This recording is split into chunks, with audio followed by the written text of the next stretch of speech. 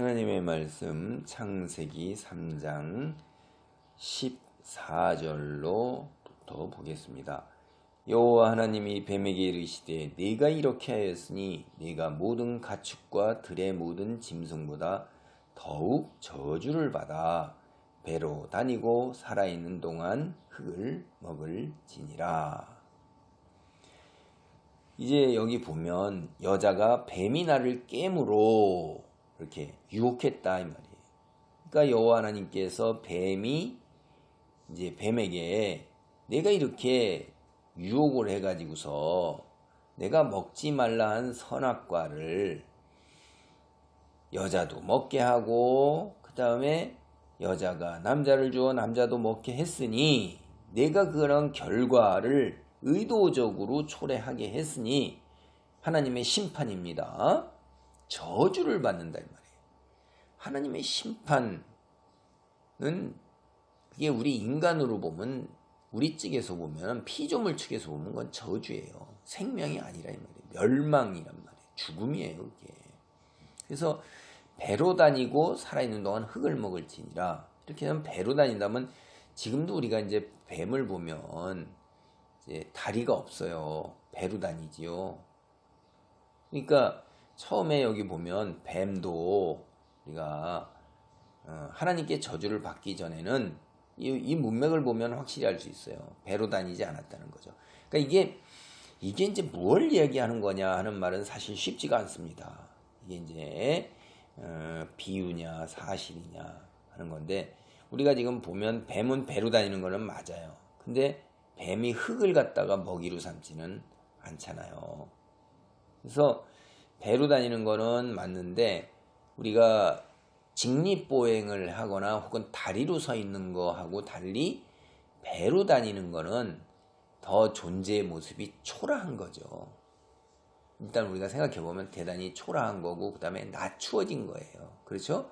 낮은 자리까지 사람이라는 게 우리가 이제 가끔도 그 장애를 가지고 태어난 사람들이 걷지 못하고서 예전에는 그런 모습들이 있어요. 그분들이 이제 이렇게 국어를 할 때 교차로나 번화한 데서 이렇게 다리에 장애가 있는 분들이 배로 밀고 다니면서 앞에 구걸통을 놓고 그렇게 한 걸 보는데 그 인간으로서 누려야 되는 그 뭐라 그럴까 그 품격이나 이런 거는 다 상실한 거고 오로지 생존만을 위해서 다 그렇게 되는 거예요. 그래서 이게 이제 굉장히 낮아지게 됐구나라는 거하고 그 다음에 흙을 먹는다는 거는 사실 이거 굉장히 어려운 말입니다. 근데 우리가 이 앞에서 보면 이 사는 지구상에 있는 모든 생명체는 다 뭘로 지었냐면 흙으로 지어졌어요. 그래서 흙으로 지어진 것, 그러니까 이 존재하는 육체를 지닌 모든 그 근원이 흙이에요. 그게 이 존재하는 모든 육체의 근원이 되는 흙을 이 사탄은 이제 먹이로 삼게 되는 거예요. 그러니까 육체적 존재가 다 사탄의 먹이가 될 수 있구나 라고 그런 걸 우리가 한번 생각해 볼 수가 있습니다. 15절입니다. 내가 너로 여자와 원수가 되게 하고 네 후손도 여자의 후손과 원수가 되게 하리니 여자의 후손은 내 머리를 상하게 할 것이요 너는 그의 발꿈치를 상하게 할 것이니라 하시고 이거를 첫 번째 복음이다 혹은 원시 복음이다 이렇게 얘기를 합니다. 성경학자들은 다. 이 왜 그러냐면요. 여러분 보세요. 여기서 이것도 이제 상징적인 건데 내가 너로 여자와 원수가 되게 하고 여기 여자는 교회를 상징하는 거예요. 그러니까 여기 14절 말씀도 이게 사실 비유라는 걸 우리가 금방 이제 이렇게 되면 이해할 수가 있어요. 문자적인 게 아니구나. 내가 너로 교회와 원수가 되게 하고 하나님의 백성들의 공동체하고 사탄하고는 원수지간이 된 거예요. 그 다음에 교회를 믿는 자들, 그 다음에 사탄을 따르는 자들, 대대손손 사탄이 움직이는 추종자들, 그 후손과 그 다음에 교회 공동체의 후손과는 원수가 되는 거예요. 그러니까 이 사탄과 사탄의 후예들은 어떻게 하든지 간에 교회를 무너뜨리고자 교회에 들어와서 이간질하고 분열하고 파괴시키고 그 다음에 교회를 갖다가 소멸시키고 이런 일을 하는 게 이게 사탄의 후손이고 거듭의 세력이에요. 교회 안에 그런 자들이 꼭 있고 무리 짓고 분열시키고 파당지어서 교회를 파탄나게 하는 무리들이 있다 이 말이에요. 사탄 계속 그렇게 하는 거예요. 그래서 그 교회 안에서는 그거를 경계하고 늘 유념하고 그러면서 원수하고는 싸우는 거죠. 그런데 이 교회는 어떻게 하냐? 내 머리를 상하게 할 것이요. 발로 밟아요. 뱀의 머리를 밟다. 머리라는 게 뭡니까? 머리는 통치권이에요. 왕을 상징하는 거예요. 지도자를 상징하는 거예요. 그래서 이 통치권, 예수님께서 교회의 머리 되신 거죠. 성경을 보면. 이 예수님이 통치자가 되신 거란 말이에요. 그래서 그 교회에서는 사탄 이 자체를 갖다 머리를 밟아버려요. 깨트려버리는 겁니다. 교회 통치권 통하지가 않아요. 그 다음에 너는 사탄의 후에는 그의 발꿈치를 상하게 할 것이니라 하시고 그의 발꿈치 누굽니까? 예수 그리스도를 결국 교회를 구원으로 이끌고 하나님의 백성들의 그 모임을 완성하게 하고 그런 그 예수 그리스도의 발꿈치를 상하게 한다는 건 예수 그리스도를 죽음으로 내몰아서 십자가 죽음으로 내모는 거예요. 이게 그 얘기입니다.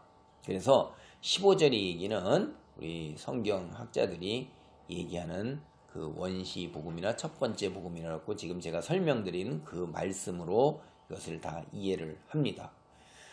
16절 또 여자에게 이르시되 내가 네게 임신하는 고통을 크게 더하리니 네가 수고하고 자식을 낳을 것이며 너는 남편을 원하고 남편은 너를 다스릴 것이니라 하시고 아담에게 이르시되 내가 내 아내의 말을 듣고 내가 네게 먹지 말라 한 나무의 열매를 먹었은즉 땅은 너로 말미암아 저주를 받고 너는 내 평생에 수고하여야 그 소산을 먹으리라. 땅이 내게 가시덤불과 엉겅퀴를 낼 것이라. 내가 먹을 것에 밭의 채소인즉 내가 흙으로 돌아갈 때까지 얼굴에 땀을 흘려야 먹을 것을 먹으리니 내가 그것에서 취함을 입었음이니라. 너는 흙이니 흙으로 돌아갈 것이니라 하시니라. 여기 보면 이제 저주는 땅과 뱀이 받아요. 그러니까 땅은 가만히 있다가 아담의 타락으로 인해서 이제 저주를 받아서 가시덤불과 엉겅퀴를 내고 풍요로운 소산을 내질 않습니다. 그러니까 이전에는 풍요로운 소산으로서 그게 복이 되는 거예요. 그런데 이제 아담은 심판을 받았기 때문에 이제 저주받은 땅에서 그냥 우리가 거두는 것이 아니라 모든 것을 다 먹을 수 있느니라 이렇게 했는데 이제 먹는데 뭐가 들어가냐면 그 심판의 결과로 땀을 흘려야 되는 거예요. 엄청나게 노동의 대가, 육체적 고통을 여기에다가 해야지만 평생에 이제 먹고 살기 위해서 입으로 들어가는 음식물을 얻기 위해서 땅을 경작을 하는데 땅이 수고한 그대로 그것만 주는 게 아니라 가시덤불하고 엉겅퀴까지도 같이 내서 채소를 먹을 건데 채소에 가시덤불과 엉겅퀴가 섞여 있는 거예요. 이것도 사실이면서 또 비유예요. 인간은 앞으로 이 땅에 살면서 우리가 먹을 것을 얻기 위해서는 생존을 해나가기 위해서는 노동을 해야 되고 근데 그 노동하는 것에 우리가 원하지 않는 것들이 끼어있고 잠복해 있단 말이에요. 그러니까 사업을 하는 대로 수고한 대로 다 먹는 게 아니에요. 수고한 대로 먹을 수 있는 게 하나님의 복입니다. 그래서 내가 땀 흘려 수고한 것을 거둘 수 있도록 세상은 그래요.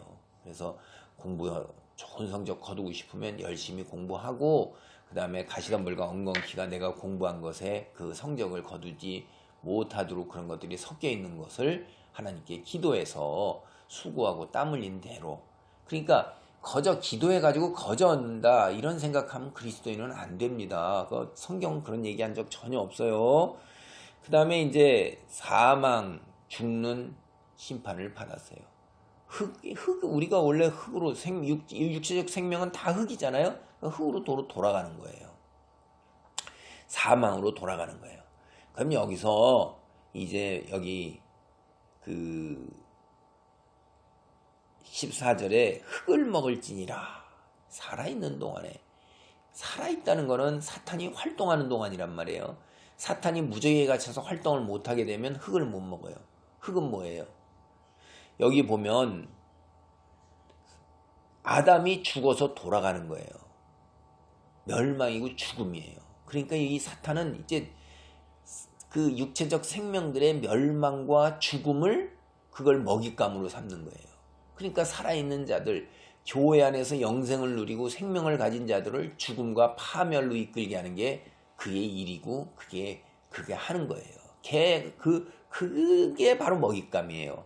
여기 보면 14절에 흙을 먹을지라는 비유는 바로 그래서 생명을 우리로부터 앗아가서 우리를 사냥하는 것, 사냥감, 먹잇감으로 삼는 것, 생명이 있는 자, 그리스도인들, 그리고 하나님께로 돌아오고자 하는 자들을 돌아오지 못해서 그들을 죽음으로 만드는, 멸망으로 만드는, 그게 그의 먹잇감이에요. 우리는 여기서 이런 것들을 비유적으로 볼 수가 있습니다. 그 다음에 여자도 심판을 받아가지고선 생육하고 번성하고 충만케 하는 것이 이제 임신이에요. 하나님께서 주신 이 세상에 존재하는 모든 육체적 그 존재들은 이 출산을 통해서 이제 생육번성의 복을 누리는데 그 복에 하나님께서 복은 그대로 두시는데 거기에 고통이 더하게 되는 거예요. 그게 심판의 결과예요. 여자가 하와가 받은, 이브가 받은, 그 다음에 여자는 간절히 남편을 원하고 남편의 다스림을 받게 됩니다. 그게 이제 여자가 받은 심판의 결과고, 그 다음에 20절 보면 아담이 그의 아내의 이름을 하와, 생명이라는 뜻이에요. 생명. 그는 모든 산자의 어머니가 되니라. 인류의 시초가 여기서부터 비롯되는 거예요. 그러니까 생육하고 번성하고 충만하는 건 여자가 없이는 될 수가 없는 것입니다. 하나님이 돕는 배필 여자를 만들어서 여자에게 준 그 돕는 배필의 독특한 역할 중에 하나가 출산이었는데 그 출산에 고통을 더하게 하는 심판을 내리고, 그래도 여전히 하나님께서는 그 복과 은혜를 다 걷어가신 게 아니라는 걸 우리가 알 수 있어요. 그리고 21절이 이제 여호와 하나님이 아담과 그의 아내를 위하여 가죽옷을 지어 입히시니라. 이들이 인간이 자기 중심적으로 살면서 자기가 결국 만든 게 무화과 나무 잎열과 치마 삼는 거예요. 여러분, 가죽옷하고 비교가 안 되죠. 그러니까 인간이 하는 일은 그렇게 하나님이 하시는 일과 비교가 안 되는 거고요. 나뭇잎에서 그거 만든 거로는 수치가 가려지지가 않습니다. 그런데 가죽옷은 이게 생명이 있는 짐승을 잡아서 피를 흘려야 되는 거예요. 죄는요, 피를 흘려야 돼요. 생명 그 값을 치러야 되는 것입니다. 그렇게 해서 하나님께서 은혜를 베푸셔서 그 죄를 덮으시는 거예요. 이거는 예수 그리스도의 대속의 죽음을 우리가 이 속에서도 한번 살펴볼 수 있고, 죄는 생명, 피를 흘려야 되는구나 라는 거는, 그러니까 죄가 끔찍하고 무서운 것입니다.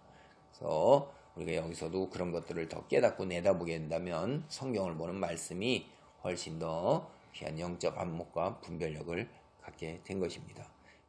하나님 감사합니다. 귀한 비유 잘 깨닫게 하시고 우리가 이 땅에서 살아가는데 영적인 세계와 이 세상에 하나님께서 세우신 법칙을 깨닫고 그 법칙에 순종하는 데 귀한 토대가 되도록 축복하여 주시옵소서. 세상에 공짜가 없다는 것과 죄는 생명, 피값, 예수 그리스도의 대속을 필요로 한다는 것, 하나님께서 은혜로 여전히 우리의 죄를 덮으시고 보지 아니하신다는 것, 그러나 나의 부끄러움과 수치가 그대로 있다는 것을 깨닫고 하나님 말씀 안에 바로 서며 순종하며 사탄의 아버지 하나님, 우리의 생명을 사냥감으로 먹잇감으로 찾아다니며 울부짖는 사탄의 계계와 술책과 아버지 하나님의 음모를 깨닫고 늘 유념하며 경계하며 삶의 자리, 거룩한 백성의 자리를 지키도록 축복하옵소서. 능력을 덧입혀 주옵소서. 예수님의 이름으로 기도하옵나이다. 아멘.